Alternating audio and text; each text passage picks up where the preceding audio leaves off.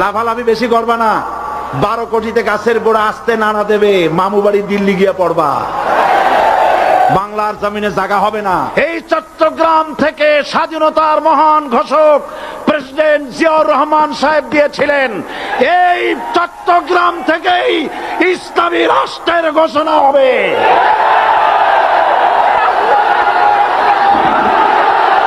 সুতরাং আমাকে যারা রাজাকার বলবে তারা পিতৃ পরিচয়হীন অবৈধ সন্তান।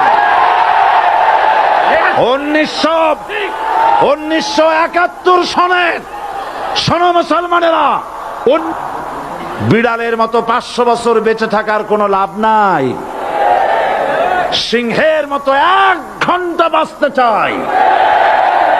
প্রধানমন্ত্রী সুদ্ধা অন্তত 3 শতাধিক পার্লামেন্টের সম্মানিত সদস্যরা সেদিন বসা। 1997 সনের বাজেট বক্তৃতা যখন আমি করতেছিলাম, ডক্টর কুদরতে খোদা, নাম রাখছে কুদরতে খোদা, আসলে গজবে খোদা। এ লোকটি নাস্তিক, ইসলামের চূড়ান্ত দুশমন।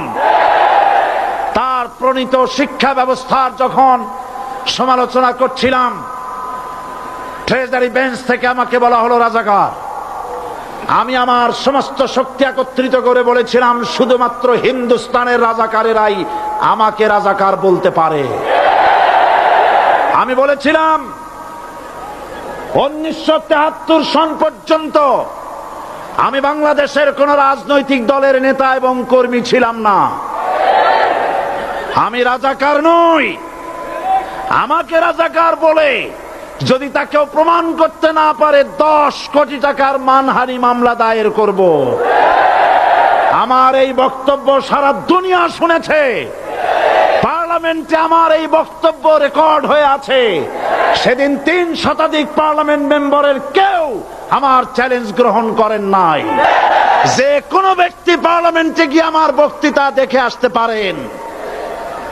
এরপরে 1997 সনের 7 অক্টোবর দৈনিক জনকণ্ঠ পত্রিকা যখন আমার বিরুদ্ধে লিখলো, সেই পত্রিকায় সাইদির ওপেন চ্যালেঞ্জ 8ম পাতা, 1997 7 অক্টোবর, এত বড় 2 কলামে হেডিং।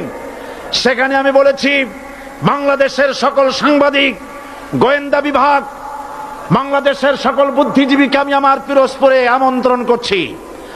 আমার উপস্থিতিতে যদি কেউ প্রমাণ করতে পারে বাংলাদেশের স্বাধীনতা যুদ্ধের বিরুদ্ধে আমার কোনো ভূমিকা ছিল, সজ্ঞানে স্বেচ্ছায় জাতীয় সংসদের সদস্য পদ থেকে পদত্যাগ করব।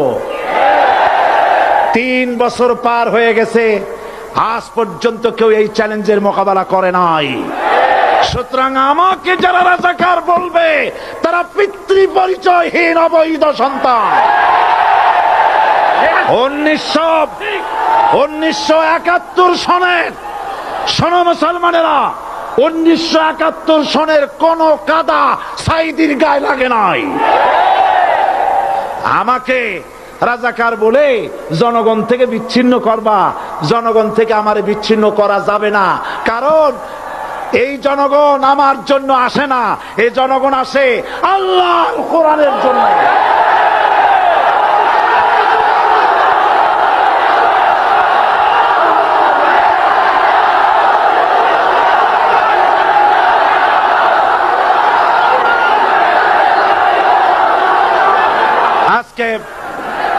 আর যারা ইসলামের কথা বলে, যারা ইসলামের কথা বলে তারাই রাজাকার, তারাই মৌলবাদী। মৌলবাদী বললে আমরা অসন্তুষ্ট হই না, কারণ মৌলবাদী শব্দটা আসছে মূল থেকে। মৌল শব্দ এসেছে মূল থেকে। মূলবাদী তার মানে যারা মূলে আছে। মূল হলো কোরআন, মূল হলো হাদিস, মূল হলেন আল্লাহ, মূল হলেন আল্লাহ রসুল। আমরা আছি মূলে। এখন বলেন তো, মূলের শক্তি বেশি না আগার শক্তি বেশি? আমাদের যারা মৌলবাদী বলে ওরা হলো আগাবাদী। মূলে আছে কত কোটি?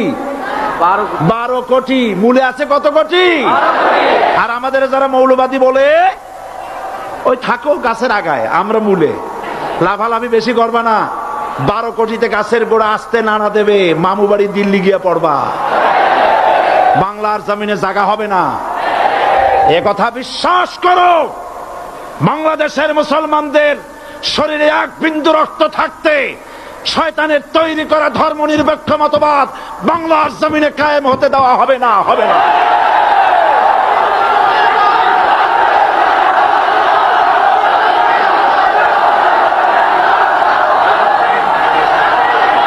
রাসূল করিম সাল্লাল্লাহু আলাইহি ওয়াসাল্লাম কোরআন প্রতিষ্ঠার জন্য আন্দোলন করেছিলেন। আয়াতুল কুরসি আমাদের সে কথাই শিখেছে। আল্লাহ রাব্বুল আলামিন বলেন, আল্লাহু লা ইলাহা ইল্লা হুয়াল হাইয়ুল কাইয়্যুম। প্রাণ খুলে পড়েন, আল্লাহু লা ইলাহা ইল্লা হুয়াল হাইয়ুল কাইয়্যুম। আল্লাহ হচ্ছেন তিনি, যিনি ছাড়া কোনো ইলাহা নাই, আইনদাতা নাই, বিধানদাতা নাই। আমরা মানুষের তৈরি করা আইন মানি না। 12 কোটি মুসলমানের দেশে আইন তৈরি করবে মানুষ, আমরা মানব না। নির্বাচন ঐক্যবদ্ধভাবে হবে এবং কোরআন হবে, আল কোরআনের পার্লামেন্ট হবে বাংলাদেশে।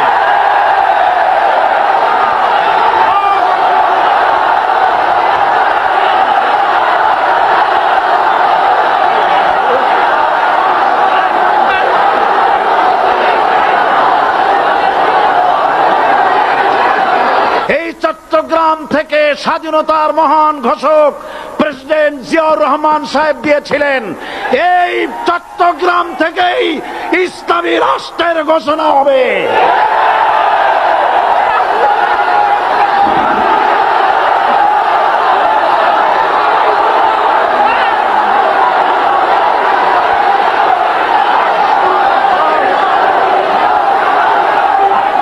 আমি আশাবাদী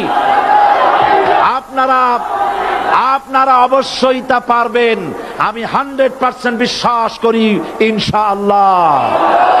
কারণ যে ষড়যন্ত্রের মোকাবেলা করে স্থানীয় রাজনৈতিক দলের নেতৃবৃন্দ কোরআনের মাহফিল সিনায় এনেছেন, আমি প্রথম দিনই বলেছি চট্টগ্রাম তাফসিরুল কোরআন মাহফিল কোন রাজনৈতিক দলের প্রতিনিধিত্ব করে না।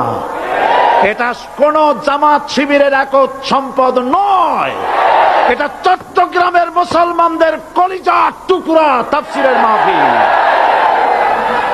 সুতরাং 144 ধারা 288 হয়ে গেছে, ষড়যন্ত্র পায় পায় চলে গেছে।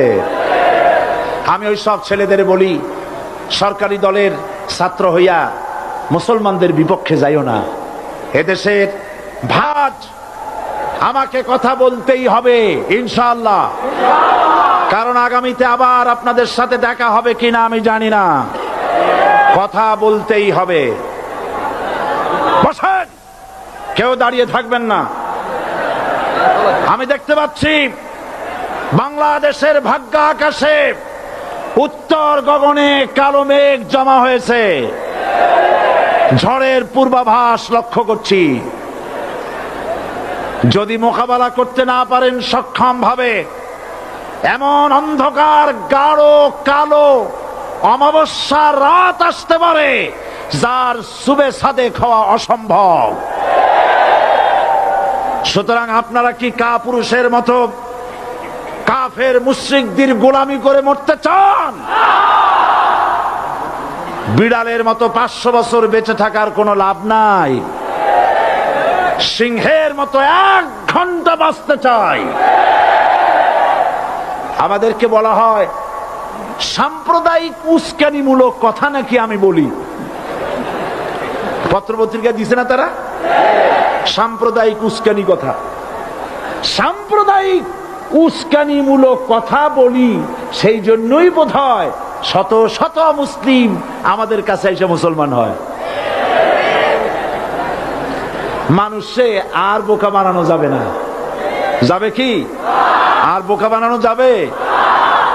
তারপর বলছে কি, এরপরে বলছে আমাকে বলছে রাজাকার। শুনে রাখো, চট্টগ্রামের লক্ষ লক্ষ জনতা, পার্লামেন্টে যখন আমাকে এই কথা বলা হয়েছিল, আমার পার্লামেন্টের কলিগ জাফরুল্লাহ চৌধুরী সাহেব বসে আছেন এখানে। হ্যাঁ, জাফরুল ইসলাম চৌধুরী বসে আছেন পাশে।